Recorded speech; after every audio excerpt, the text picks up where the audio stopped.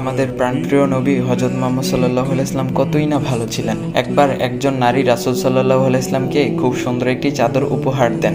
এত সুন্দর চাদর নবীজি আগে কখনো পরেননি। নবী করিম সাল্লাল্লাহু আলাইহি সাল্লাম এমনভাবে চাদরটি গ্রহণ করলেন যে চাদরটি তার খুব প্রয়োজন। তৃষ্ণার্ত কাউকে এক গ্লাস পানি দিলে যেমন আগ্রহ নিয়ে গ্লাসটি হাতে নেয়, নবী করিম সাল্লাল্লাহু আলাইহি সাল্লাম তেমনভাবে চাদরটি গ্রহণ করলেন। তিনি চাদরটি পরলেন, তাকে অসম্ভব সুন্দর দেখাচ্ছিল।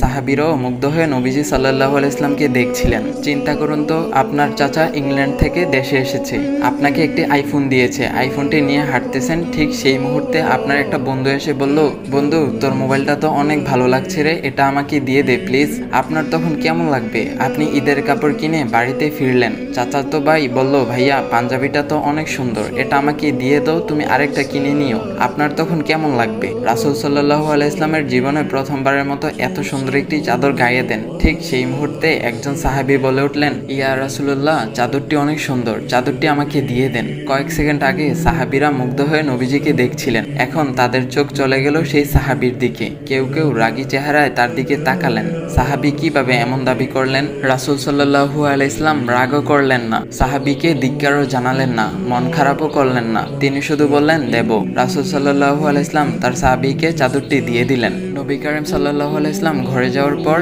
এবার বাকি সাহাবীরা ওই সাহাবীকে ধরলেন, কেউ কেউ ধমক দিলেন, কেউ বা ধিক্কার জানালেন। তুমি কাজটি ঠিক করোনি, তুমি দেখলেই যে নবীজি সাল্লাল্লাহু আলাইহি সাল্লামের কতটা প্রয়োজন ছিল, এটা চাইতে গেলে কেন তুমি জানোই তো নবী করিম সাল্লাল্লাহু আলাইহি সাল্লামের কাছে কিছু চাইলেই তিনি না করেন না। তখন ওই সাহাবী বললেন, এই চাদরটি বরকত লাভের জন্য চেয়েছি, যাতে এই চাদরে আমাকে দাফন করা হয়। তিনিই হলেন রাসূল সাল্লাল্লাহু আলাইহি সাল্লাম। একদিন নবী করিম সাল্লাল্লাহু আলাইহি সাল্লাম শখের একটি জামা পরলেন, আরেকজন সাহাবী চাওয়া মাত্রই সেই জামাটি খুলে তাকে পরিয়ে দিলেন।